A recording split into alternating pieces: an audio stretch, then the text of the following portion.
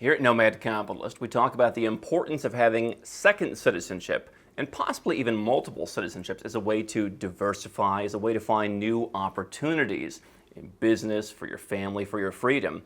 But are there some drawbacks to having second citizenship? I'm going to share 5 potential drawbacks you should be aware of right now.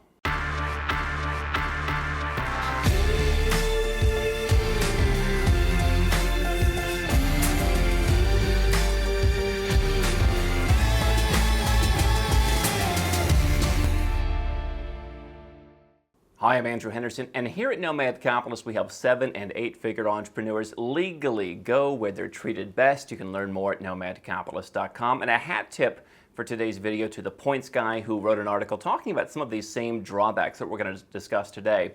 And the way I look at drawbacks to second citizenship is more of an issue of things to be aware of, things to avoid. I think a lot of times people look at, hey, I can be a dual citizen if I go and live in another country. I recently spoke to a couple different people who are Americans. They're living in the Netherlands. They can become Dutch, but then they can no longer be American. And so it's a question of, do I want this second citizenship, which will then become my first citizenship? Or, I have a parent or a spouse from another country. That's my only path to citizenship. And as you know from watching all of our videos and reading all of our articles, there are many different ways to get a second passport, but the first drawback, of course, is the one we just mentioned, and that is any kind of ban on dual citizenship. So if you're going and naturalizing in a country where they don't allow dual citizenship, whether it's the Netherlands was just an example that came up recently, or we've talked about the potential that the UAE could offer citizenship to folks in the future. They've said you'll have to renounce other passports. Singapore has generally said you have to renounce other passports. That list of countries is getting smaller by the year. We've talked about new countries like Norway that have opened up to allow dual citizenship. But if you cannot have dual citizenship, obviously that would be one of the potential drawbacks. Another drawback people look at is military service. Now, once you reach a certain age, this generally doesn't become an issue. It's different in every country. Some countries have reserve requirements. Some countries go up to age 40. Some countries go up to 27. Some countries say in a time of war we can draft you. Other countries like Israel or Singapore say everyone's got to do some service. And so whether it's you or whether it's your young children or whether it's your future children, this is something that you should consider if you don't want to go and serve in the armed forces or go serve in some kind of public service that comes with the citizenship. And so Armenia, Turkey, Israel are examples of places where you're going to have to join the military. Now, I've helped people through this where I've had a couple families where the parents are in their 40s, so they're exempt in most cases. The kids, I've had a couple different families where they've got 3 or 4 kids and they're all girls. And so in most countries, Israel being one exception, I think Singapore as well, but in most countries, women aren't required to join as men are. And in some countries there's a way to pay a fee and opt out. In some countries, if you don't live in the country during the age of service, then you can opt out. So there's a number of different ways to get around that potentially, but that is a potential drawback and it has to be considered. The other drawback is the one that we've talked about for years here at Nomad Capitalist, and that is the issue of taxation, the issue of regulations that impact your business and impact your investment portfolio. And as we've said from day one, U.S. citizens are subject to taxation and to filing taxes no matter where they live in the world. Now, there are exclusions, exemptions, ways to plan if you're moving offshore, if you're moving to Puerto Rico, whatever the case may be. You can reduce your tax bill substantially as a U.S. citizen living overseas, but you're still going to file. And generally speaking, if you are a 7, 8-figure, 9-figure entrepreneur, you're going to be paying at least something. Might be a lot less than what you paid living in the U.S., but generally speaking now, there's going to be something to pay unless you qualify for one of the total exclusions. And so that's something to be aware of. If you're going to become a U.S. citizen, if your current passport is, from Afghanistan, then that's probably, a good deal, right? And I had a gentleman recently who has, ancestry that he can qualify for a second passport, but it's from a country that has one of the worst passports in the world. And so that's not very helpful. But if you have one of those passports and you can become American, you probably should. If you're British and you can become American, I probably wouldn't unless your goal is to live in the US, because it also comes with regulations. No matter where you go in the world, you're subject to certain regulations.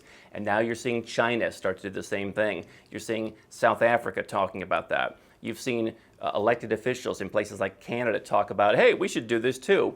And so that's always an issue I encourage people to look at. If I could get French citizenship or Greek citizenship, I would think long and hard about this. I have some folks right now who are going to be getting Greek citizenship by descent. They're not the income earners in their family.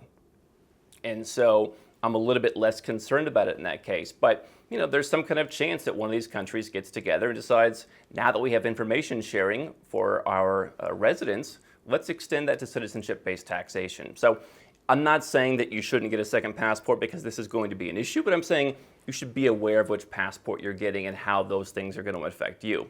Now, a fourth drawback potentially is limited consular service. This is more of a misconception, I would say, which is, if you are, let's say, a U.S. citizen and you live in the United States, but you are a dual citizen of another country, and you commit a crime in the United States, you cannot simply, go to the embassy of that other country and say, hey, can you help me? I got arrested. Well, sure, we can, but not if you're also a citizen of this country. And so you give up all those basic rights to be defended by the other country. And that's why a lot of countries, most countries I would even say, require you to enter their country on that country's passport. There's one that I have that they seem to be rather flexible with that, more at their insistence than mine. But most countries, I know a lot of dual U.S.-Russian citizens.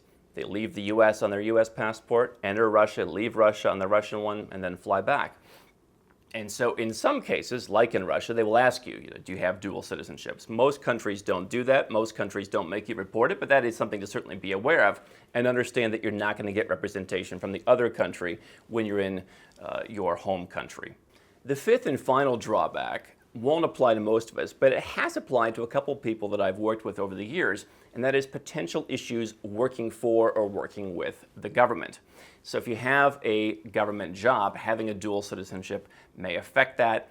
If you go and take a job in a new country, your home country may have an issue with that. And if you want to get a security clearance, then that can potentially be an issue. I've had people who have government security clearances because they are government contractors, and they say, dual citizenship is going to raise a lot of red flags. It's probably going to make it difficult for me to continue my business, or if you're working for the government, to continue my job. So if you want to be in that space, if you want to be a spy, dual citizenship, probably not the best thing for you. Now, speaking to that and speaking to the military issues, there are some ways you can get military service. If you go serve in the French Foreign Legion, for example, or certain cases if you serve in the U.S. military and you're not a citizen. Now, those things are rather difficult to pull off. There are opportunities if you're looking to flip the script and use those things to your advantage to obtain citizenships that way. But those are 5 things that you should consider before you get a second passport. I don't find that in the aggregate it really makes a big difference, because you can work around dual citizenship bans by simply not going to those countries, not being a citizen of those countries, or in the case of a place like Singapore, the UAE, just be a resident, enjoy the benefits. They love having residents, right? You don't have to be a citizen to live there, right? Factoring around military, how do I want to deal with that? Do I want to pay a little bit extra? Is that just baked into the cost? All these things can be worked around, but they are things that you want to be aware of before you just jump into something new. How can Nomad Capitalist help you? 4 ways. Number 1, subscribe to our channel and click the notification bell to make sure you get our new video every day. Number 2, get a copy of Nomad Capitalist, the book. You'll learn a lot of my personal experiences over a dozen years of studying this stuff, as well as exactly some of the strategies that you can use to build your Nomad Capitalist plan. Number 3, if you're not sure where to start, but you want to come and learn from my team and I, you want to come and mingle with like-minded people, learn more about our live conference, Nomad Capitalist Live. It's coming up soon. And number 4, if you want some help right now because you've got a burning issue, you need something solved, you want to lower your taxes, get a second passport, or build the Nomad Capitalist lifestyle of your dreams, go to nomadcapitalist.com and click on Become a Client.